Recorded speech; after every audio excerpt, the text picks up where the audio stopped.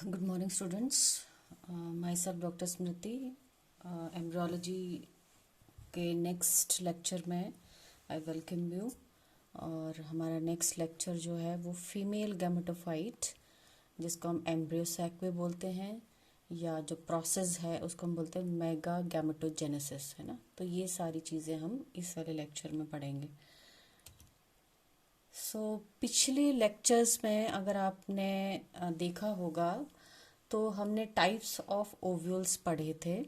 ठीक है, ये टाइप्स ऑफ ओव्यूल्स है ऑर्थोट्रोपस, एनाट्रोपस जो कि एक बेंट लिए होता है, हेमीट्रोपस जो कि 90 डिग्री पे बेंट होता है, फिर कैमाइलोट्रोपस जो कि थोड़ा और झुक जाता है, ये काफ़ी पास आ जाते हैं, फिर एम्फीट्रोपस जिसके अंदर एम्ब्रियोसैक जो है वो हॉर्सशू शेप का हो जाता है, देन सर्सिनोट्रोपस ये जो है पूरा 360 डिग्री टर्न लेकर के फ्यूनिकल बढ़ जाता है इसमें, और ये ओव्यूल जो है ये अंदर ये फिर से सीधा हो जाता है। ठीक है, सो ये हमने पिछली बार टाइप्स ऑफ ओव्यूल पढ़े थे, इनके ऊपर क्वेश्चंस आते हैं।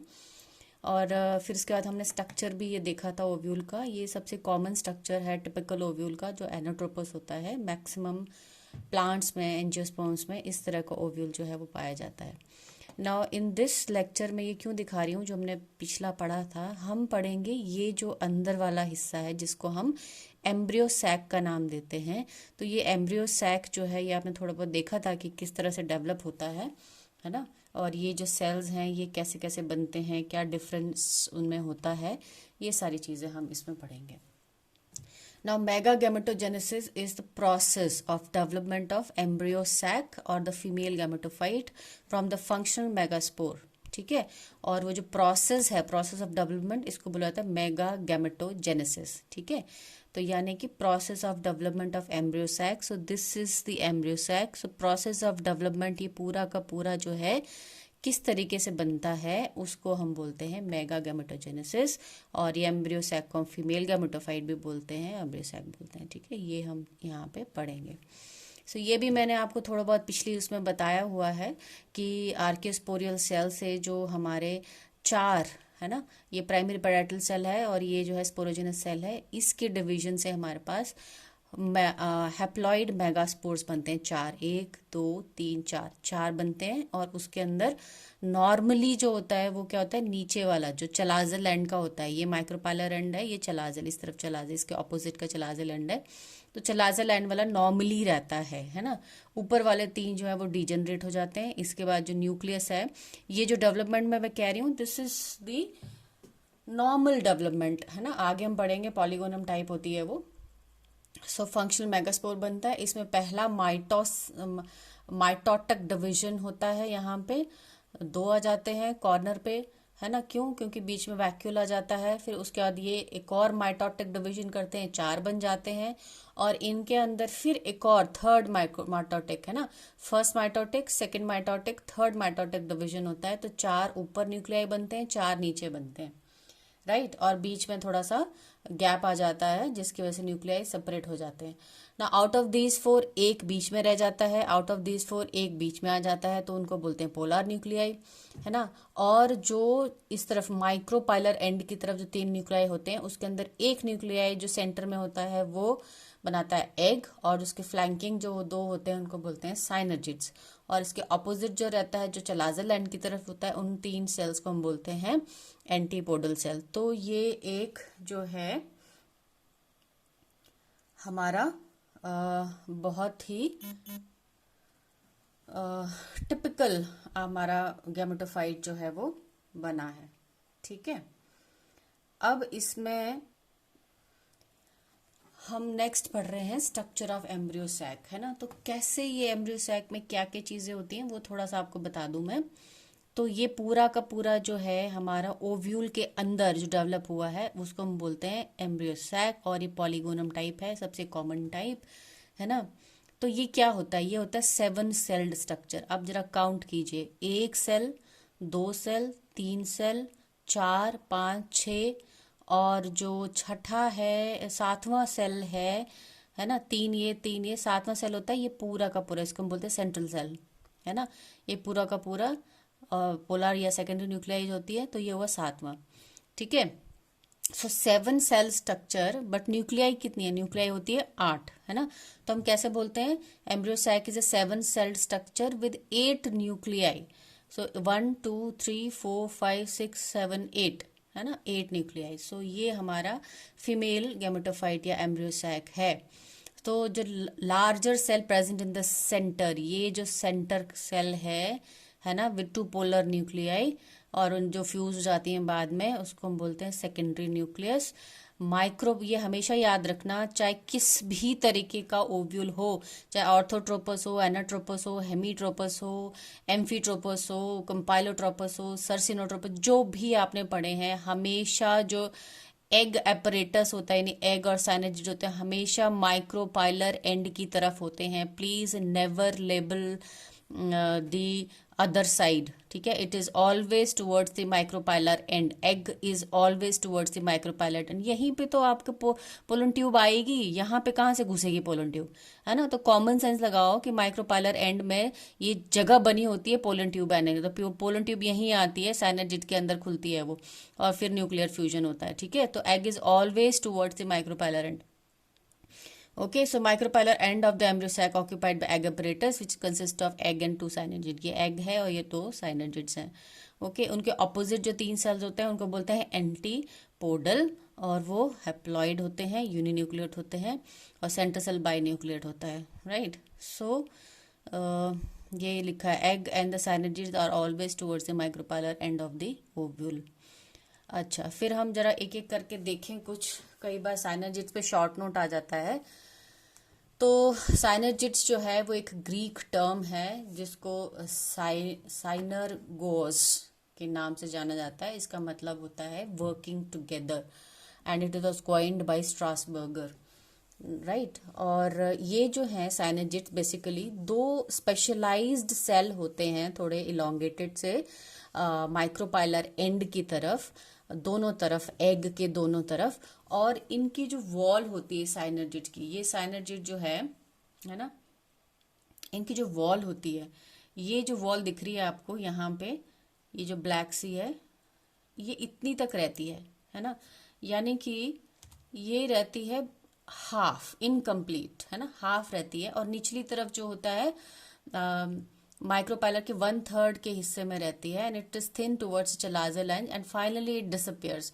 तो चलाजल एंड जो होता है, it lacks the wall, membrane इस पे रहती है, प्रोटोप्लाज्म में जो मेम्ब्रेन होती है, डबल मेम्ब्रेन, वो रहती है, but the wall is not present, ठीक है। So protoplasm of synergid separate from the central cell by the double membrane. तो वॉल नहीं मेम्ब्रेन सेपरेट करती है, सिर्फ प्रोटोप्लास्ट करता है। फिर synergids are ephemeral, right. Now ephemeral का मतलब क्या होता है? साइनर्जिड्स आर एफिमेरल क्योंकि साइनर्जिड्स का काम होता है प्रोटेक्शन करना एग की, और न्यूट्रिशन देना एग को, है ना। और साथ ही साथ जब पोलन ट्यूब एंटर करती है, तो एक जिसके अंदर वो एंटर करती है वो डीजेनरेट हो जाता है।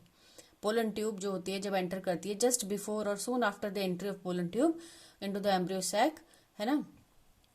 और दूसरा जो साइनर्जिड होता है वो परसिस्टेंट रहता है ना, वो रहता है, लेकिन जहां पे पोलन ट्यूब एंटर करती है वो साइनर्जिड डीजनरेट हो जाता है। और जो है डीजनरेट होने के बाद जो उसका न्यूक्लियस होता है वो एक ब्लैक से डॉट की तरफ या एक्स बॉडी की तरफ नजर आता है, ठीक है। अच्छा, फिर इसके बाद अगर हम देखते हैं तो फिलीफॉर्म एपरेटस क्या होता है? ये जो फिंगर लाइक प्रोजेक्शंस आपको यहाँ जो दिख रही हैं, these are the filiform apparatus. So synergid wall form a highly thickened structure called filiform apparatus at the micropylar end. ये जो है ये माइक्रोपाइलर एंड है, और यहाँ पे ये कुछ ऐसे फिंगर लाइक प्रोजेक्शन थिकनिंग्स बनाता है। और इसमें क्या होता है कि microfibres are tightly packed by non fibrous sheath, and it resemble spongy wall of transfer cells. Now इसकी जरूरत क्या है? Because I told you synergid help in the transfer of the food material to the egg, तो nutrition देता है, तो it has to transfer, तो वो ट्रांसफर करता है। और यहाँ पे आप देख रहे हैं ये जो डॉट्स हैं, दीज आर द माइटोकॉन्ड्रिया।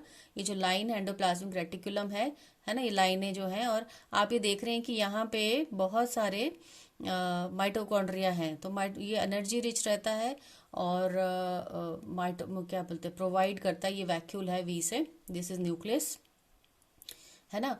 तो ये न्यूट्रिशन प्रोवाइड करता है हमारे एग को, राइट। और it facilitate the transport of substance in and out of the synergids also. ये जो फिलिफॉर्म एपरेटस है, कई बार इसी के ऊपर भी शॉर्ट नोट आ जाता है कि फिलिफॉर्म एपरेटस क्या होता है, कहाँ होता है, क्या फंक्शन होता है ना। So it plays role in directing the pollen tube toward the synergids. एक काम ये भी करता है ये, ठीक है, न्यूट्रिशन को डायरेक्ट करता है। दूसरा, पोलन ट्यूब को भी ये डायरेक्ट करता है कि वो एग की तरफ जाए, right. And one of the cynogid form the seat for the pollen tube to discharge into the embryo sac. Obviously pollen tube enter करती है तो एक cynogid में करती है, तो cynogid के क्या क्या काम हो गए, है ना।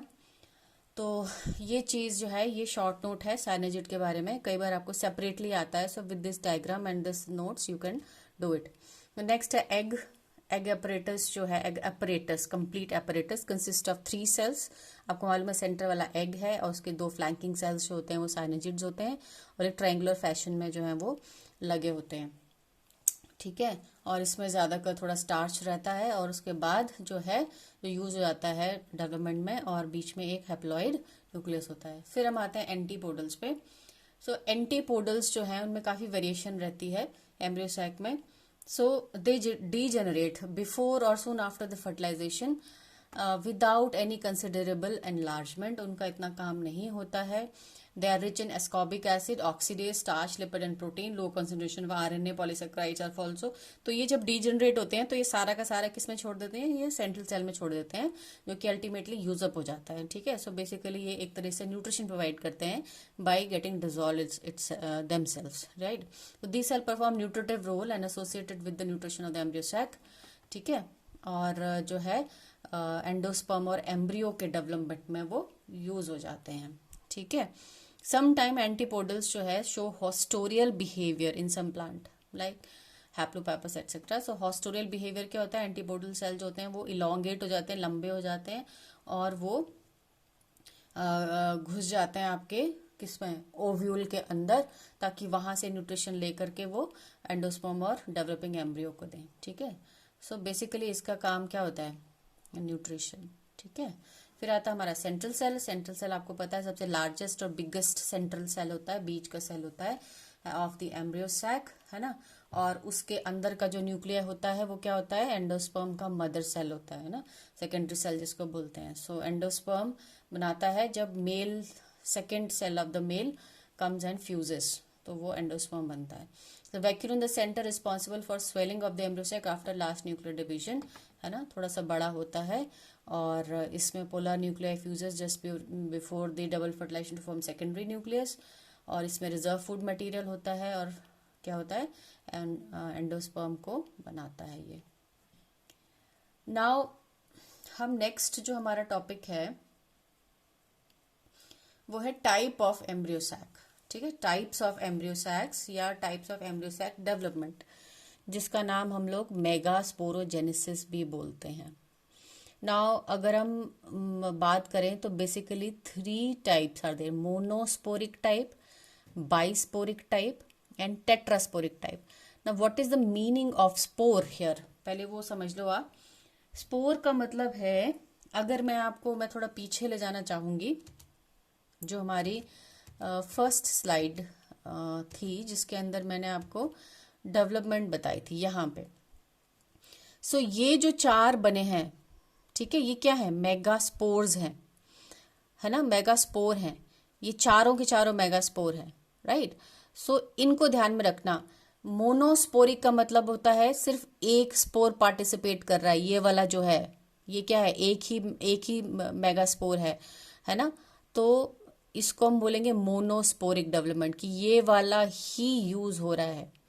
कई बार क्या होता है इसमें डिवीजन कैसा होता है, देखो पहले ये सेल 2 में डिवाइड करता है तो बनते हैं डायड, है ना। तो कई बार वो दोनों डायड यूज हो जाते हैं in the formation of embryo sac, तो उसको हम बोलते हैं बाइस्पोरिक, क्योंकि 2 मेगास्पोर यूज हुए हैं। फिर कई बार क्या होता है, ये जो 4 मेगास्पोर बने हैं, ये चारों, यहाँ पे वॉल नहीं फॉर्म होती है, न्यूक्लियाई रहती है, सिर्फ हैप्लॉइड न्यूक्लियाई, वो चारों की चारों न्यूक्लियाई जो यूज होती हैं, तो उसको हम बोलते हैं टेट्रास्पोरिक टाइप, ठीक है। सो मोनोस्पोरिक जो है, अगर ये 3 डीजनरेट हो रहे हैं, सिर्फ एक स्पोर यूज हो रहा है, तो हम बोलेंगे मोनोस्पोरिक।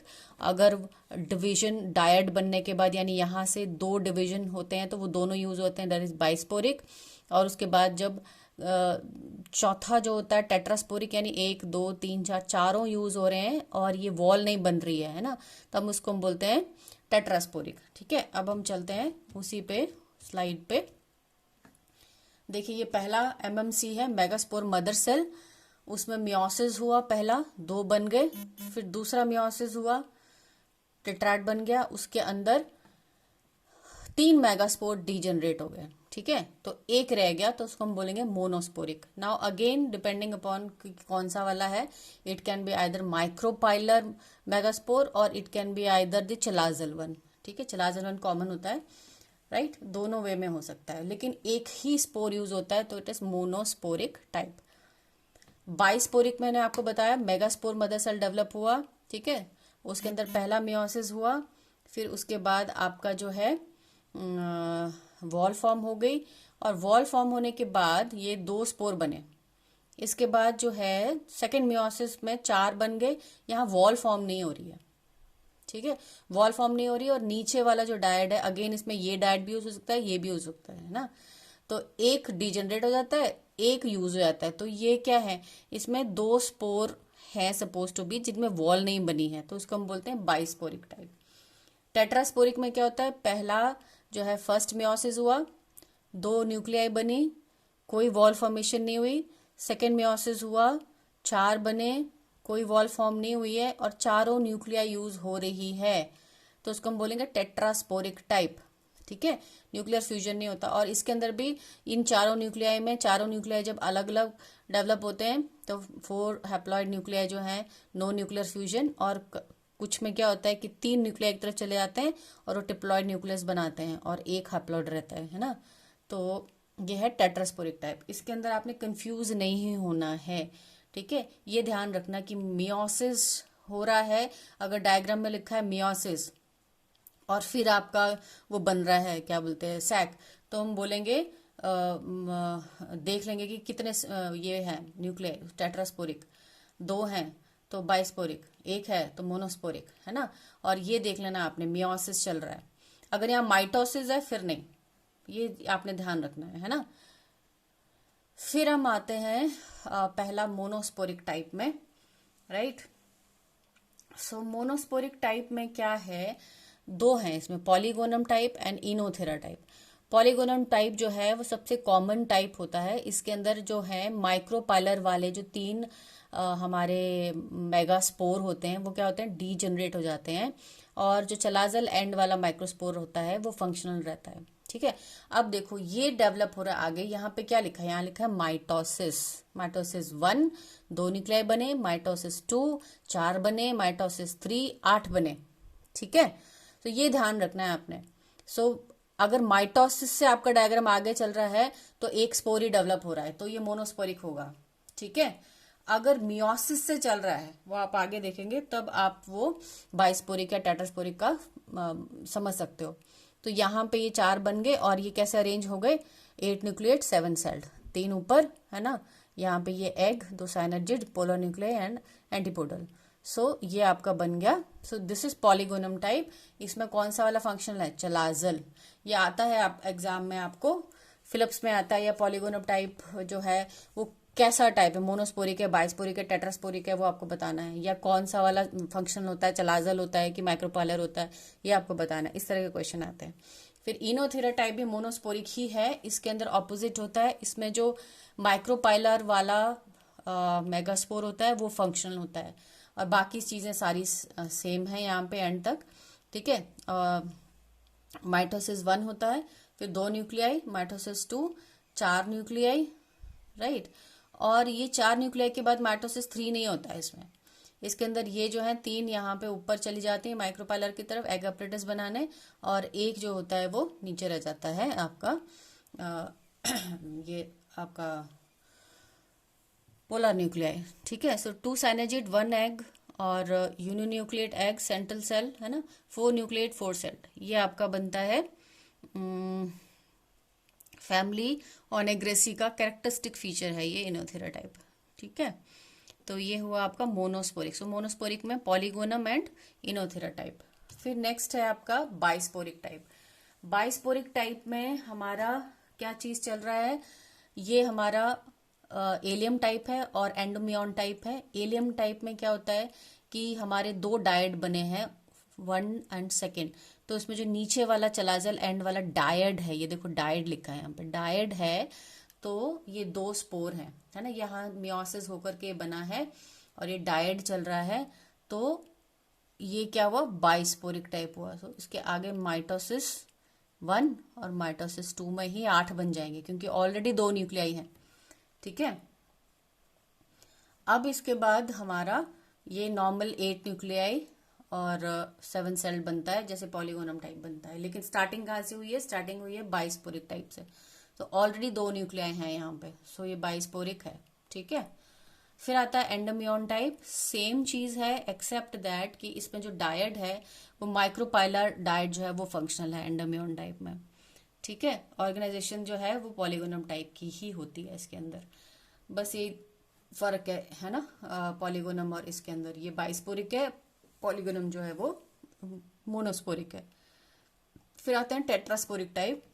टेट्रास्पोरिक टाइप में मैंने आपको पहले पीछे ले जाके आपको बताया था कि नो न्यूक्लियर फ्यूजन जो है वो होता है एक पहले वाले में। तो इसमें 3-4 हैं जिसके अंदर न्यूक्लियर फ्यूजन नहीं होता है।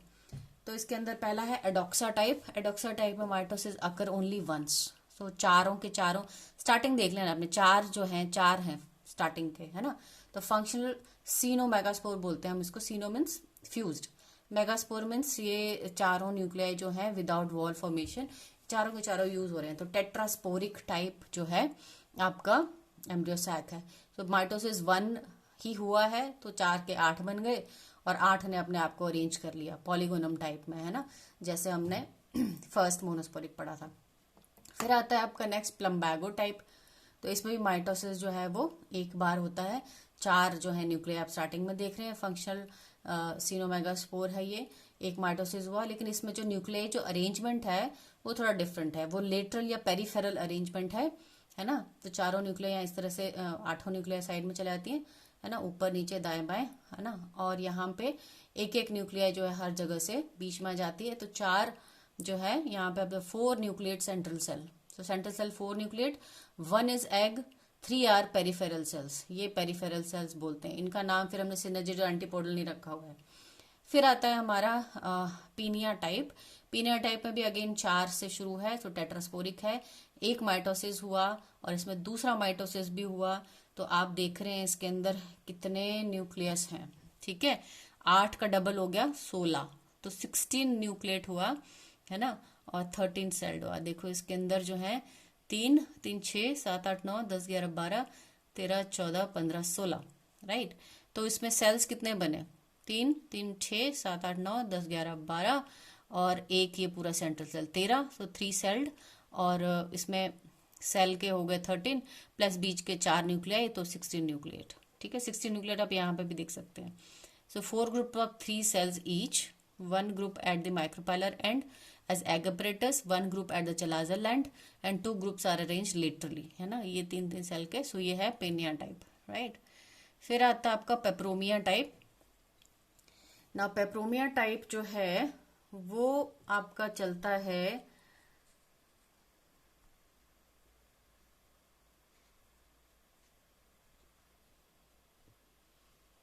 ओके। पेप्रोमिया टाइप जो है इसके अंदर भी 4 ही है, तो यानी कि टेट्रास्पोरिक है ये पहला माइटोसिस, दूसरा माइटोसिस अगेन 16 बन गए ये, है ना। लेकिन इनका अरेंजमेंट देखो कैसा है, ये भी 16 न्यूक्लिएट्स है लेकिन सेल्स कितने हैं, 9 सेल्स हैं, राइट। तो इसमें बीच में न्यूक्लियस ज्यादा हो जाएंगे। सो ऊपर एक एग है, एक साइनेजिड है, 1 2 3 4 5 6, ठीक है, और 6 7 8 और ये पूरा एक सेंट्रल, सो 9 सेल्ड। और बीच में 9 के अलावा जितने न्यूक्लियाई बचेंगे वो बीच में आ जाएंगे, तो 16 न्यूक्लिएट्स, राइट। सो ये सारी डिटेल इसकी है। फिर पेप्रोमिया के आगे है ड्रूसा टाइप। ड्रूसा टाइप में अगेन 4 न्यूक्लियाई है, यानी टेट्रास्पोरिक टाइप है ये भी। तो इसके अंदर पहले ही न्यूक्लियाई माइग्रेट हो जाते हैं अकॉर्डिंगली जैसे उन्हें बनना होता है आगे। फिर है इसमें पहला माइटोसिस, दूसरा माइटोसिस, और यहाँ बन गए 4 और इधर बन गए 12, राइट। तो इन 12 में से सिर्फ 2 न्यूक्लियाई जाते हैं सेंट्रल में पोलर न्यूक्लियाई बनाने। यहाँ से एक आ जाता है, इधर से एक आ जाता है ना, बीच में 2 बन जाता है, ऊपर नीचे से दोनों से एक आ जाता है, बीच में एक बन जाता है। Then this is egg apparatus and these are the 11 antipodal cells, right, नीचे आ जाते हैं सारे। So 11 antipodal cells Drusa type में, ठीक है। फिर आते हैं हम, अब सेकेंड टाइप है जिसमें न्यूक्लियर फ्यूजन होता है। ये एग्जाम में बहुत बार आता है, तो ये आप थोड़ा सा ध्यान से देख लेंगे। फ्रिटिलेरिया या प्लैम्बेजिला टाइप, जिसके अंदर न्यूक्लियर फ्यूजन होता है।